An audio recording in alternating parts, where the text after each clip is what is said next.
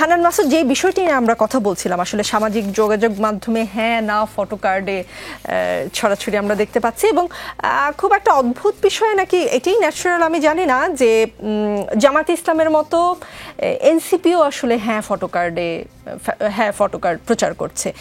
সেইটা কি আপনারা এর মাধ্যমে কি বার্তা দিচ্ছেন যে এনসিপি জামাত একই বার্তা দিচ্ছে নাকি কোনোভাবে কাকতালীয়ভাবে জামাতের সঙ্গে এনসিপির বার্তাটা মিলে গেছে? না, এনসিপি হ্যাঁ মানে হচ্ছে জুলাই সংস্কার নিশ্চিতের পক্ষে হ্যাঁ, গণভোটের পক্ষে হ্যাঁ। এটা হচ্ছে যখন জামাত বলে নাই তার আগ থেকে হ্যাঁ, জামাত পরবর্তীতে এনসিপির পথ হয়তো ফলো করেছে। তারা যে ভুলটা করেছে সেই ভুল থেকে তারা বেরিয়ে আসার চেষ্টা করছে। দেখেন, বিএনপি গতকাল থেকে যেই না ফটো কার্ড ব্যবহার শুরু করেছে, এই না ফটো কার্ড ব্যবহারের মধ্য দিয়ে এতদিনের বাংলাদেশের মানুষের যে আকাঙ্ক্ষা, যে পরিবর্তনের আকাঙ্ক্ষা, যে সংস্কারের আকাঙ্ক্ষা, সেই আকাঙ্ক্ষাকে না বলেছে বিএনপি। এটার মধ্য দিয়ে বিএনপি জনবিচ্ছিন্ন হয়ে যাবে। কারণ মানুষের পালস যদি বুঝতে না পারে তাহলে এই ধরনের হওয়ারই কথা।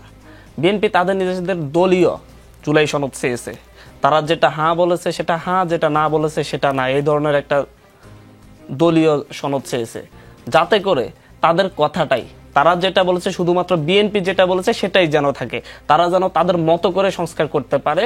এর বাইরে যেন হচ্ছে দেশের মানুষ, অন্যান্য রাজনৈতিক দল সহ সাধারণ যে মানুষগুলো আছে তাদেররা কি চাই সেটার প্রতি বিএনপির কোনো কর্ণপাত নেই, শ্রদ্ধাবোধ নেই। দেখেন, এই যে আজকে এসে বিএনপি যে নোট অফ ডিসেন্টগুলোর কথা বলতেছে, 270 দিন ধরে ঐক্যমত্য কমিশন বিভিন্ন প্রপোজাল উপর আলোচনা করেছে, সাংবিধানিক সংস্কারের জন্য আলোচনা করেছে। এই সাংবিধানিক সংস্কারের জন্য আলোচনাটা মূলত হচ্ছে একটা গণপরিষদের মতোই আলোচনা হয়েছে। গণপরিষদের যেভাবে বিভিন্ন সংবিধান পুনর্লেখন নিয়ে কিংবা হচ্ছে সাংবিধানিক সংস্কার নিয়ে যে দীর্ঘ আলোচনা হয়, সেই ধরনের আলোচনাটাই কিন্তু 270 দিন ধরে হয়েছে। আমরা চেয়েছিলাম যে গণপরিষদের মাধ্যমে এই সংস্কারগুলো নিশ্চিত করা হয়, ভোটের মাধ্যমে যে গণপরিষদ গঠিত হবে সেই গণপরিষদে এই আলোচনাগুলো হোক, কিন্তু বিএনপি সেটা মানে নাই বলে ঐক্যমত্য কমিশনের মাধ্যমেই এই আলোচনাগুলো হয়েছে। সেই আলোচনার ক্ষেত্রে ঐক্যমত্য কমিশন অনেকগুলা সিদ্ধান্ত পুনর্বিবেচনা করেছে, পরিবর্তন করেছে, পরিমার্জন করেছে। সর্বশেষ যেই সিদ্ধান্তগুলো, যে প্রপোজালগুলা অধিকাংশ রাজনৈতিক দল একমত হয়েছে, অধিকাংশ মেনে নিয়েছে, সেগুলা তারা সন্নিবেশিত করেছে তাদের প্রপোজালের মধ্যে। সেই জায়গায় তারা উল্লেখ করে দিয়েছে যে হচ্ছে এই বিষয়গুলোতে এই রাজনৈতিক দলটি নোট অফ ডিসেন্ট দিয়ে রেখেছে, এই বিষয়গুলোতে জামাত নোট অফ ডিসেন্ট দিয়ে রেখেছে, বিএনপি নোট অফ ডিসেন্ট দিয়ে রেখেছে। এগুলো বিএনপি জামাতের তাদের সিদ্ধান্ত, কিন্তু ঐক্যমত্য কমিশন তো সকলের, জামাত, বিএনপি, এনসিপি সহ এই দেশের সকল মানুষের প্রতিনিধিত্ব করে এটা সভাপতিত্ব করছে। তারা যে প্রপোজালটা দেশের মানুষের কাছে উপস্থাপন করবে সেটাই তো গণভোটে যাবে। বিএনপির তৈরি প্রপোজাল তো গণভোটে যাবে না, জামাতের তৈরি প্রপোজাল তো গণভোটে যাবে না। গণভোটে যাবে হচ্ছে ডক্টর মোহাম্মদ ইউনূস সরকার যে ঐক্যমত্য কমিশন গঠন করেছে তাদের তৈরি প্রপোজাল।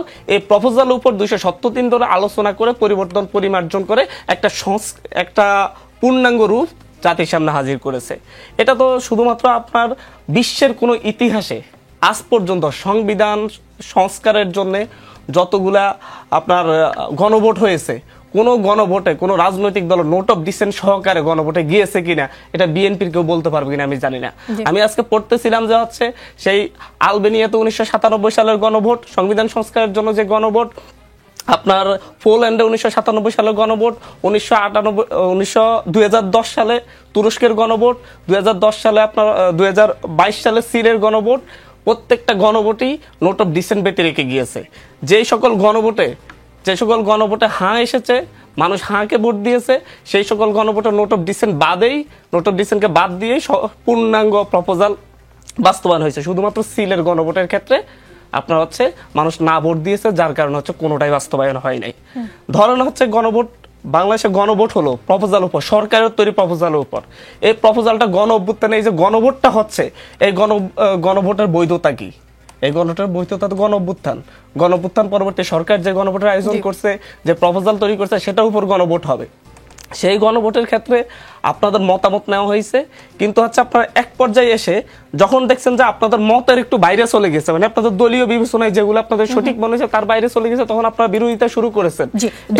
মতের বাইরে গেলে কিন্তু এনসিপিও অনেক কিছু বিরোধিতা করেছে। এটা আসলে ঠিক জুলাই সনদ জুলাইয়ের স্পিরিট কতখানি আছে, নাকি কিছু জামাতি স্পিরিট, কিছু বিএনপি স্পিরিট, কিছু এনসিপি স্পিরিট, এরকম করে বিভিন্ন দলের স্পিরিটে বিভক্ত হয়ে গেছে, সেটা নিয়ে অলরেডি জনগণ প্রশ্ন তোলা শুরু করেছে। আব্দুল হান্নান মাসুদ, অনেক সময় ফুটন্ত শাপলা না দিয়ে কলি দিলেও কিন্তু আপনারা আপত্তি করেন। এই যে ধরেন ফুটন্ত শাপলা না দিয়ে এর কলি নির্বাচন কমিশনের প্রতীক তালিকা অন্তর্ভুক্ত করার বিষয়ে আপনাদের দলের সিনিয়র যুগ্ম আহ্বায়ক সামান্তা শারমিন বলেছেন এটি এনসিপিকে বাচ্চা বা অনুজ হিসেবে বোঝানোর একটি চেষ্টা।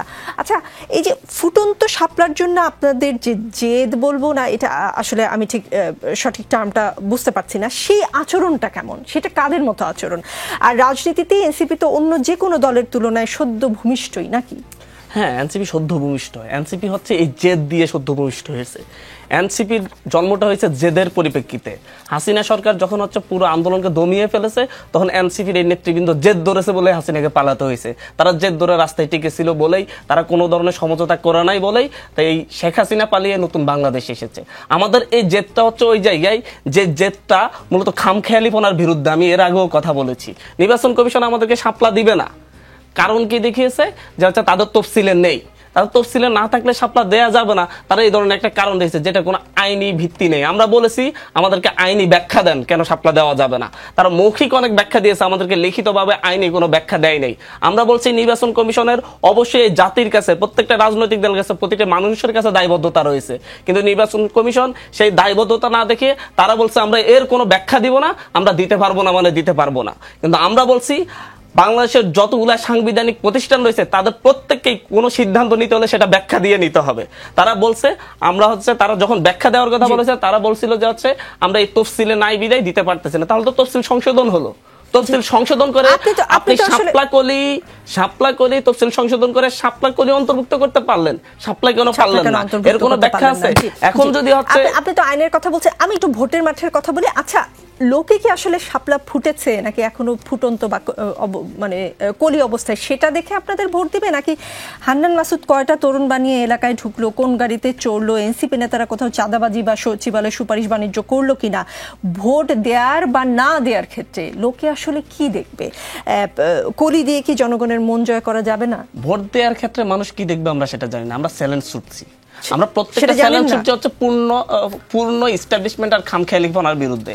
আমরা প্রত্যেকটা ক্ষেত্রে যেখানে কেউ কথা বলে নাই, আমরা আমলাতন্ত্র সংস্কারের ব্যাপারে কথা বলছি, আমরা আর্মি সংস্কারের ব্যাপারে কথা বলছি, আমরা কথা বলছি হচ্ছে সাংবিধানিক সংস্কার ব্যাপারে, যেখানে সবাই চুপসে গেছে। আমরা পুলিশ প্রশাসন সংস্কারের ব্যাপারে স্ট্যান্ড নিয়েছি, আমরা একইভাবে নির্বাচন কমিশনের খামখেয়ালিপনার বিরুদ্ধে স্ট্যান্ড নিয়েছি। এখানে আমরা শাপলা পেলাম নাকি পেলাম না, আমরা সেটা সবচাইতে বড় কোশ্চেন না।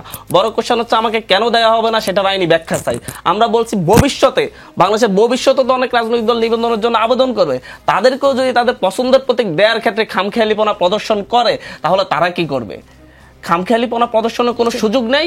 আইনি ব্যাখ্যা দিয়েই আপনাকে, আমরা কোনো ধরনের মানুষের ভোট দেওয়ার সিদ্ধান্ত মানুষ নিবে, আমাদের কর্মকাণ্ড দেখে নিবে। আপনি যে কথাগুলো বলেছেন এগুলো আমরা যদি মানুষের কাছে সেভাবে যেতে পারি, মানুষ যদি আমাদেরকে গ্রহণ করে তাহলে আমাদেরকে ভোট দিবে।